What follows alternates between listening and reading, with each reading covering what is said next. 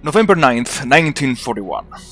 It is no surprise by now that the Stavka is preparing a major offensive operation against the Axis forces, and to do so it is mobilizing dozens of freshly raised rifle brigades.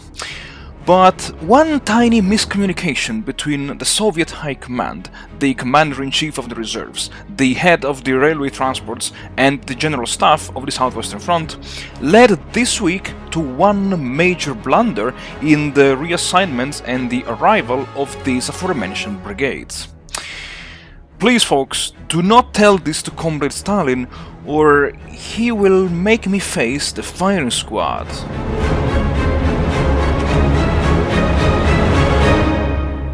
Howdy folks, welcome back to the channel and welcome to a new weekly episode of War in the East 2, the online game challenge, and welcome to a new turn. And before going into the turn, I wanted to, mention one thing. I'm not sure how many of you guys noticed that last week I changed the reserve arrival hex from Moscow to somewhere here. Because my idea was, okay, since I have to bring some reinforcements to the Southwestern Front, I was like, okay, it's easier to just set the reserve arrival hex over here and then set it back around Moscow for the additional rifle brigades that will be used for the counteroffensive. Too bad that I didn't know that you can only change the reserve arrival hex once per turn. And when I looked at the situation with the units, I was like, what the hell is this? Like, seriously, what did I do? Oh my god. It is, it's not the end of the world. It's just a bit annoying because now I have to assign the rifle brigades over here, most likely to the Southwestern Front, and then next week they will be teleported back to Moscow to the Stavka, and only then I can assign them to my rifle divisions that will be involved in the counterattack. Yeah, it's annoying. I might delay my counterattack for, I don't know, 1 week, 2 weeks, it depends. I just want to have those guys ready for action. And besides this, if you have a look at the turn summary, okay, I got most of my men back on the map from the reserve theater box, and I got 122,000 men as replacements. Interestingly, the Axis received almost 73,000 men and plenty of guns and AFVs and planes. Yeah, I don't know why. Maybe there are some reinforcements coming or some new units being created, I don't know. Let's say time will tell. If you have a look at the losses, however, the Axis lost 57,000 versus 45,000. I think this is maybe not the first time, but at least the second time in which the Axis lost more men in one turn over the Red Army losses. Now, these are absolutely unsustainable losses, at least for the Axis. For the Soviets, almost 3.5 million. It's okay. It's okay. These can be sustained for quite some time, at least. Events-wise, we have the Soviet partisans, and then also we have Stalin Speaks Out, which I believe this is like a Soviet visible-only event, because I've never seen this event while playing on the Axis campaign. And yeah, it's interestingly that he mentions 350,000 troops and 4.5 million soldiers, because it's, I would say, reversed the overall situation here. Yeah, not 4.5 or 3.5 and not 350,000, but almost 670,000 men for the Axis. But still, it's okay. Speaking of the devil, the Axis went on the offensive again this week, but the Axis attacks were much less successful this time around, because they only pushed me back here, where they attacked with the motorized, the 7th Panzer held in reserve, which I assume it's around here. It has to be around here, and the 256th Infantry Division. Here, the 7th Panzer again, sprung into action with 3 more infantry divisions. Now I see like a pattern here. What my opponent is doing is to attack my very exposed, I call them salients, but these are just hexes in which he can concentrate the firepower of the neighboring infantry divisions, and then maybe even armored units held in reserve. He attacked me also here, but as you can see, the attack were mostly unsuccessful because of the intervention of the Soviet reserves. Yes, and here as well, here as well, here as well. That was a pretty bloody battle, I would say. Here my forces were defeated, but here again they held their ground. Here as well, and yeah, these were pretty horrific losses, I must say. Like, yeah, 1357 and 18, almost 1900 losses. Yeah, pretty bad, I would say. And also he reduced the fort level to level 1. He attacked me here in the area around Kaluga. I guess here he wanted to trigger the activation of some reserves, but he failed. He only reduced the fortification level from level 4 to level 3. And here, okay, failed. He won again the Battle of Dugna, and he even routed the 48th Rifle Division. This one here, these poor guys over here. Here the 73rd held, and here the 290th and the 160th were pushed back. So only one division routed, which is pretty okay. And also I saw here in the south he attacked me along with the entire front line. Again, what I think is going on here is that he wanted me to not to have the level 3 fortifications, which is a valid tactic, because it's also what I would like to do, maybe not this week, but next week, to slowly but surely reduce the fortifications of some units over here, which will make hopefully the counteroffensive a little bit easier. And yeah, also he attacked me here in in these two, again, these exposed hexes, which made sense, which was what I also would have done. And yeah, it makes sense for him now to shorten the front line. I still don't know why he didn't attack me. He didn't move any units over here. Maybe he didn't have enough movement points over here, or he doesn't want to leave the level 3 fortifications, because now we are going into winter, so it's going to be pretty bad for him. But yeah, besides that, I would say that's all that I have to mention. Oh yeah, one more thing. When I was looking at the logistics report before the recording, I noticed that Kirponos has taken command of the Leningrad front. And that's because last week I forgot to mention that Kirponos was dismissed from the Southwestern Front. And now the Southwestern Front is being led by Meretskov, who is, I would say, a decent leader in terms of morale and admin. Maybe would be nice to have a 6 initiative here, but still, he has 6 of infantry, so he looks pretty decent to lead the Southwestern Front. And having said that, folks, the time has come to dive into the episode, because, and also I mentioned it here, I will skip in a very fast forward mode the opening stages, because it will be super annoying to watch me move closer, reassign, and convert all of these rifle brigades. So yeah, I apologize for that, but it's pretty annoying and boring to watch. So yeah, I'm sorry. And well, enough talking, and enjoy the episode.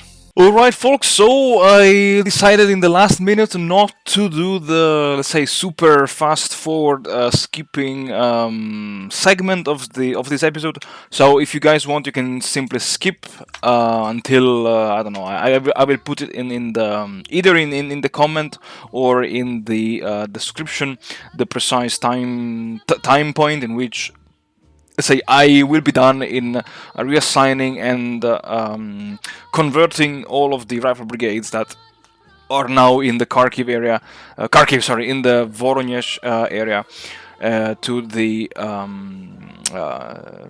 oh my god, to the Southwestern Front HQ. And I mean, this was, let's say, also an important lesson for me.